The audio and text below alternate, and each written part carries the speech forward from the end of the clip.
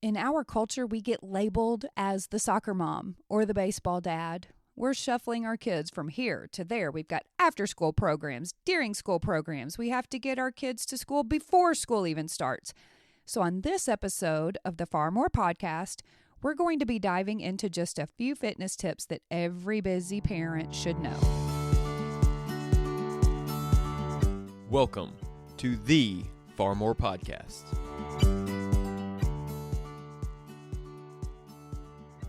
Hey, friends, and welcome back to another episode of the Far More podcast. If this is your first time listening, welcome.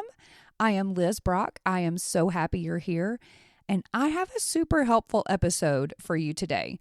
I'm shifting gears a little bit and talking about fitness and the busy parent. Now, listen. If you are not a parent, please don't turn off this episode because I feel like everyone is busy, not just the parents. Everyone is filling their schedules. So anyone with a packed calendar can definitely benefit from this episode. So for the parents, though, let's start with you. We've got all these different sports and clubs and activities that our kids are participating in. And we want our kids to do all the things. We want them to experience all that life has to offer, right? But oftentimes, what gets neglected? It's us, our own health, our own fitness.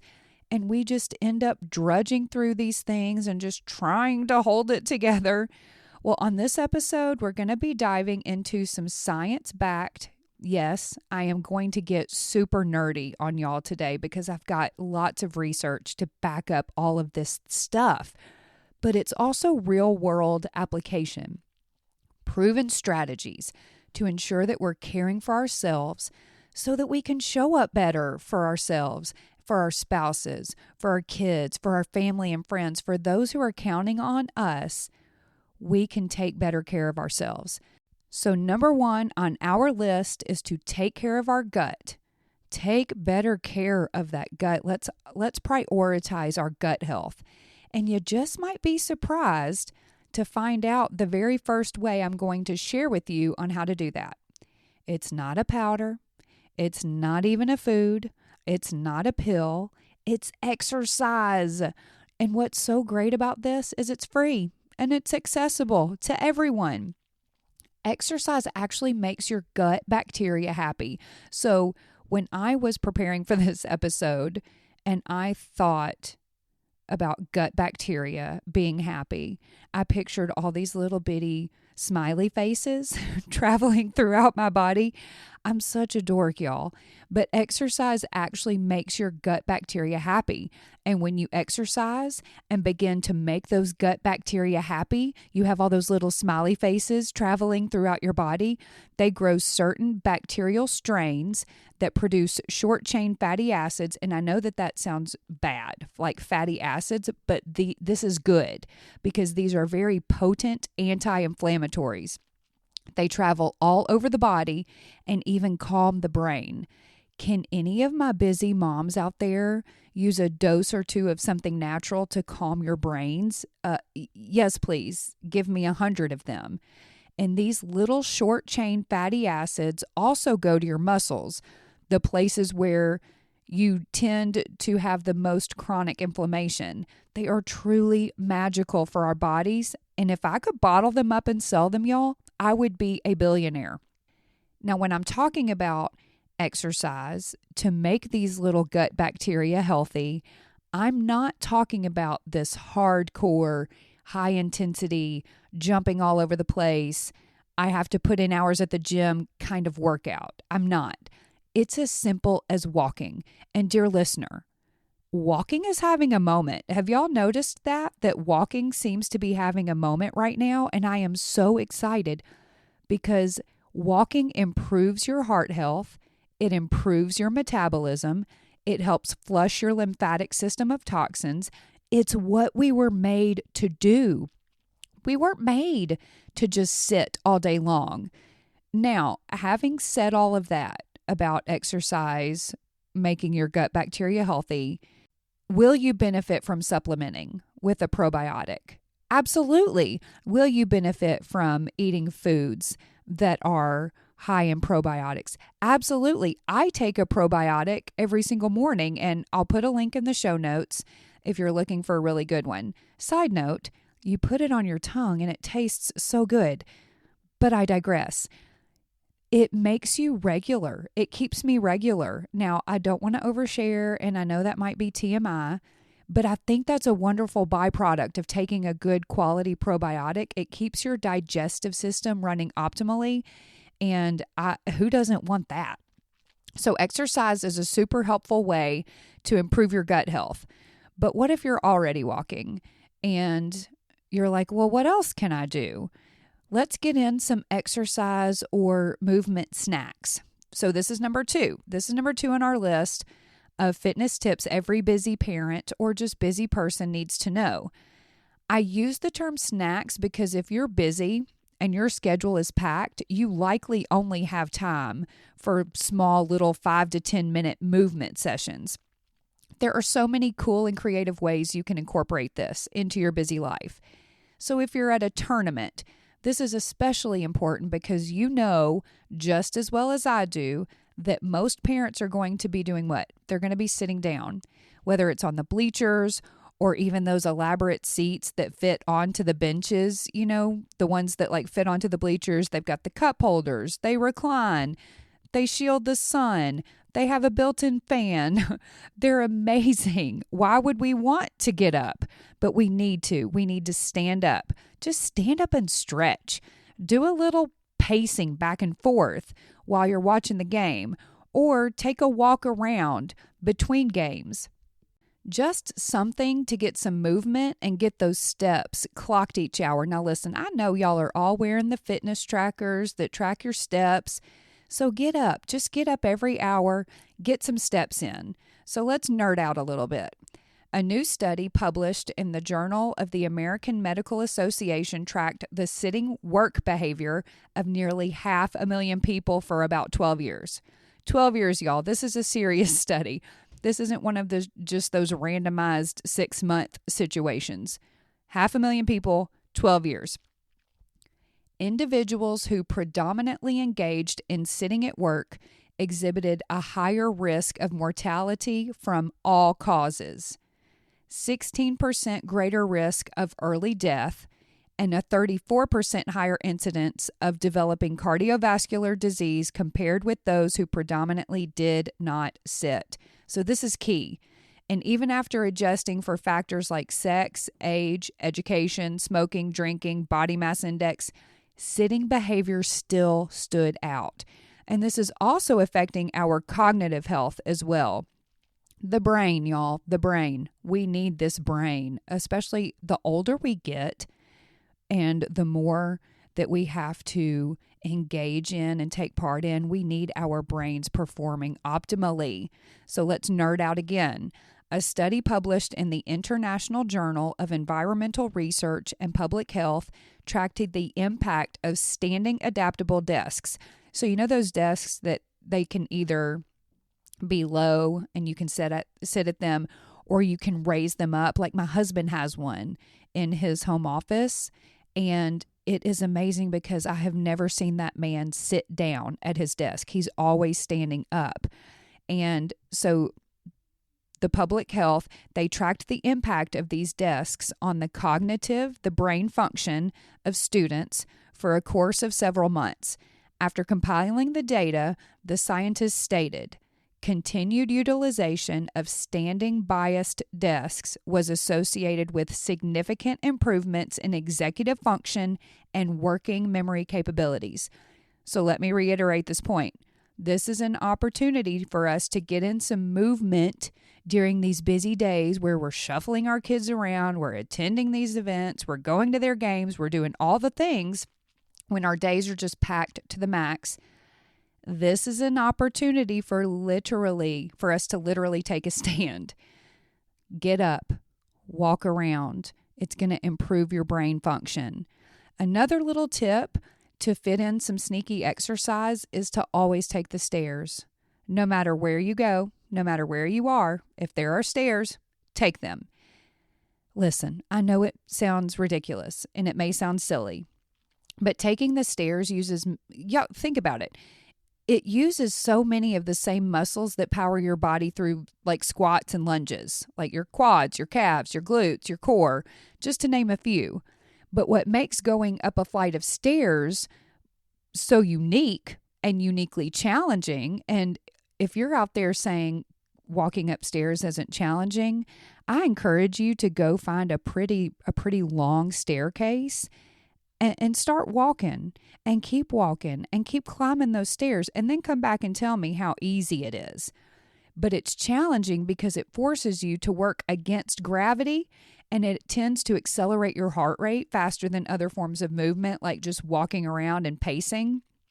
And it makes you breathe faster, which makes you take in more oxygen. So the combination of the quick change to your heart rate and the breathing that happens when you walk up some stairs is one of the reasons that climbing stairs for exercise is one of the fastest ways to improve your VO2 max. And don't worry, we're going to get nerdy in a minute, and I'll tell you what that is.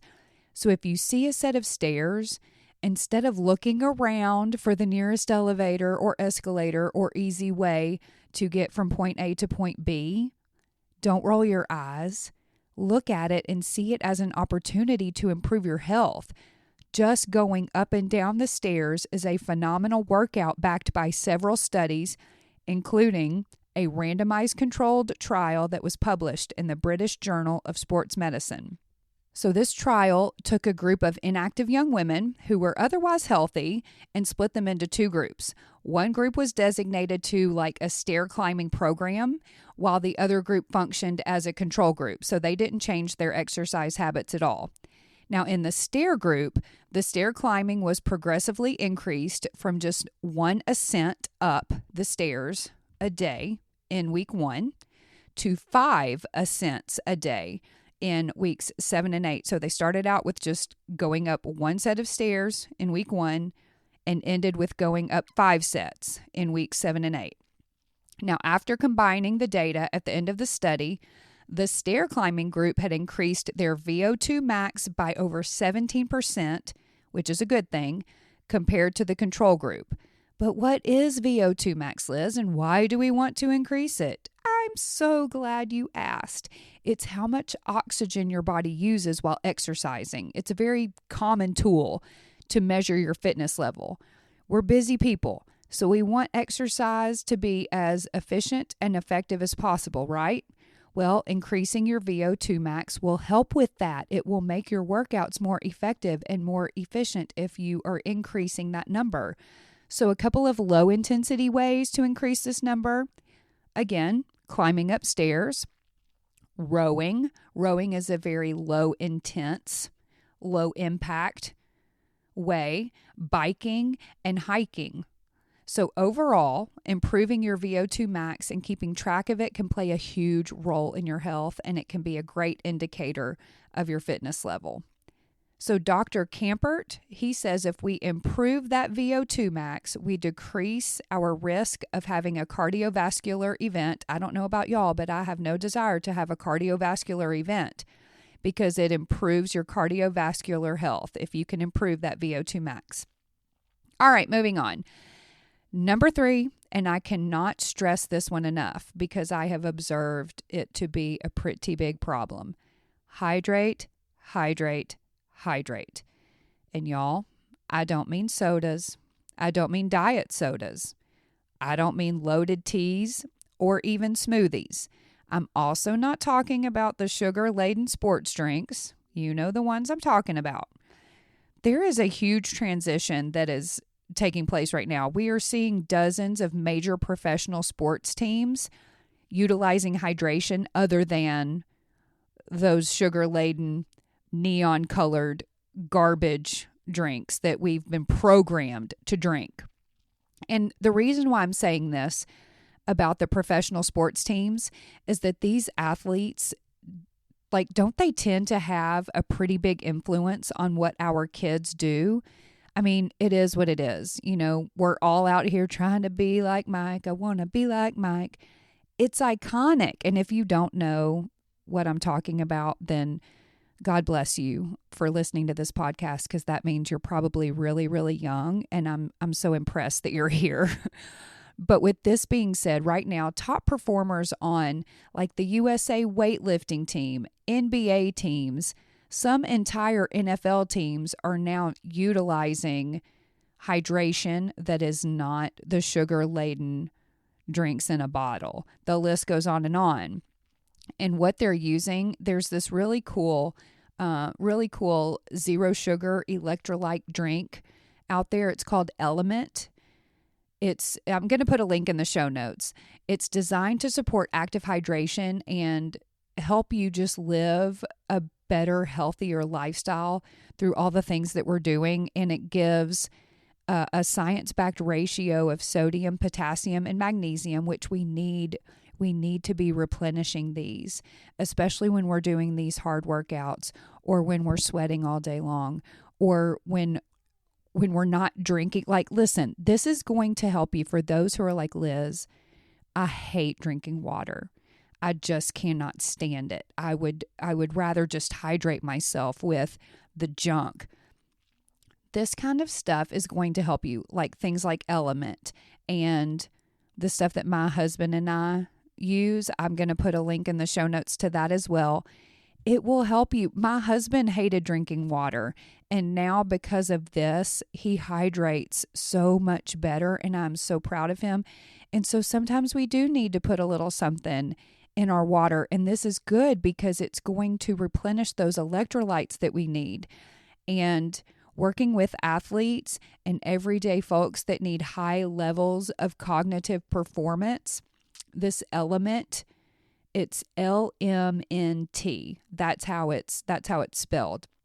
This zero sugar electrolyte drink, they've dialed in these ratios to ensure that you feel and perform your best. There's no sugar, no artificial colors, no sketchy ingredients, and the researchers at McGill University found that in particular, the electrolytes found in Element are able to function as like this quote unquote on-off switch in the brain for certain neurotransmitters that protect the brain against neurodegenerative diseases, but it also improves cognitive function.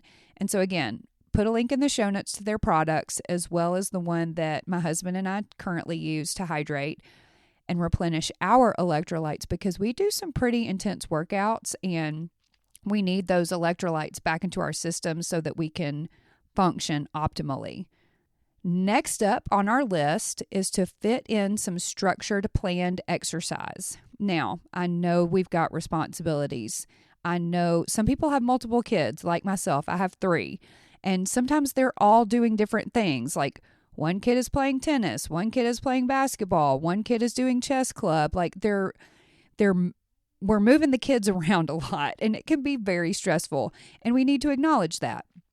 Now, for those who have to go out of town a lot with their kids because of their kids' activities, most local gyms often offer a 1 or 2 day pass. So does this mean you might have to wake up a little earlier than everyone else? Yes. But just think of the benefits that are waiting for you on the other side of that workout. Improved strength, improved mobility and flexibility, a sense of accomplishment. Like the list goes on. And not to mention that, but it also starts your day with a healthy mindset, doesn't it? That often leads to healthier decision making. At least this is the case for me.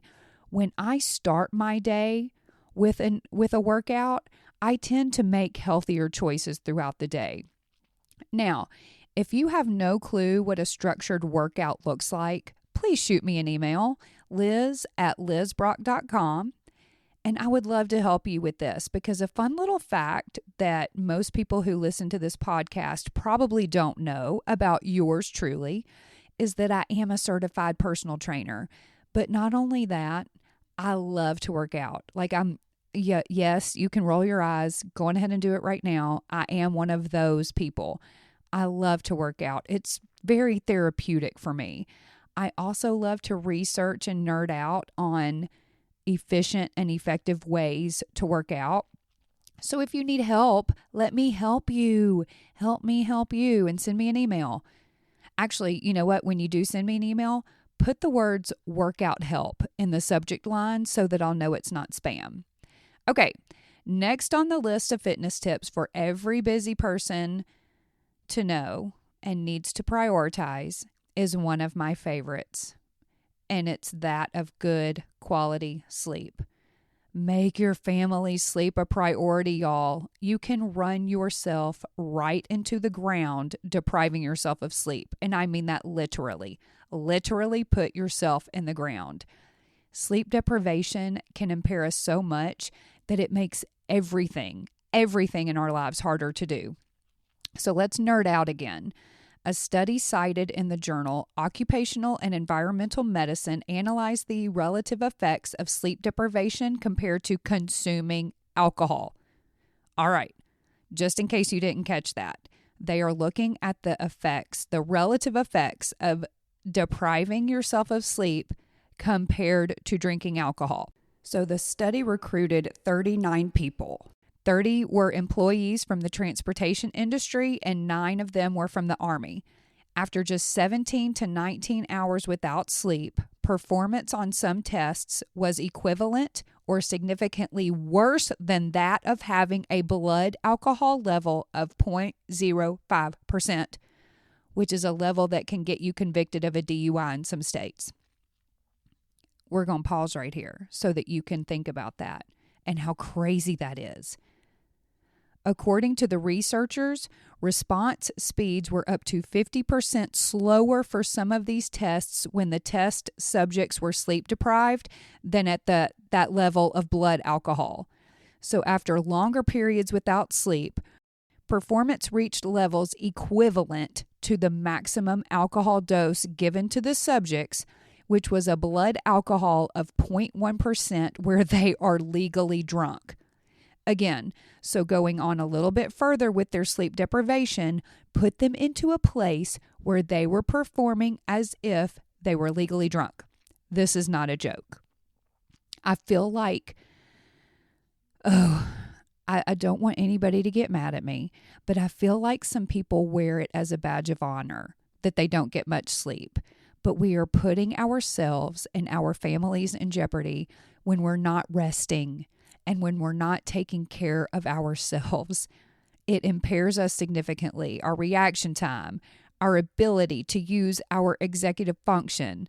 Let's nerd out one more time. This was noted by researchers at UC Berkeley who did brain imaging. If you've never looked at brain imaging, please look it up. It is so cool. So they were looking at the brain, the sleep-deprived brain, as well as a rested brain, and seeing that there was a significant reduction in activity in the prefrontal cortex after just a short amount of sleep deprivation. So think of it as the part of your brain that's responsible for executive decision making, for social control, for distinguishing between right and wrong.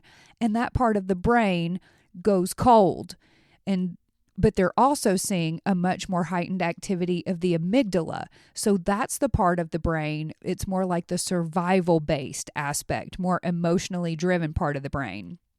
And just being able to handle a lot of the stuff that we're facing, we're not going to handle this in a healthful way if we're not getting good enough sleep. And there's a lot of stuff that's going on with our families, with our kids, a lot of things for us to be able to manage. And y'all, we can do this. We can, even if we're sleep deprived. We're so powerful because that's the power of being a good parent. We're going to sacrifice ourselves. We're going to show up. We're going to do whatever it takes. But I'm telling you, you don't have to sacrifice yourself. And if you actually look up the root of that word sacrifice, it means to make sacred. So we can make these practices sacred. We can honor our families by taking good care of ourselves so that we can take good care of them, so that we can show up better for them, so that we can be consistent for them. Not to mention, if we're serious, if we're ready to get serious about our fitness, a lack of sleep will actually kick your metabolic health as well as your mental health right where the sun don't shine. So these kids of ours need us to be getting good quality sleep, and they need to be getting good quality sleep as well. Now, this next little tidbit, I was going to say it's for my ladies over 40, but I'm going to back that up a few years. I'm going to say all of my ladies 35 and over, listen up, because sometimes we need a little extra motivation to take care of ourselves sometimes.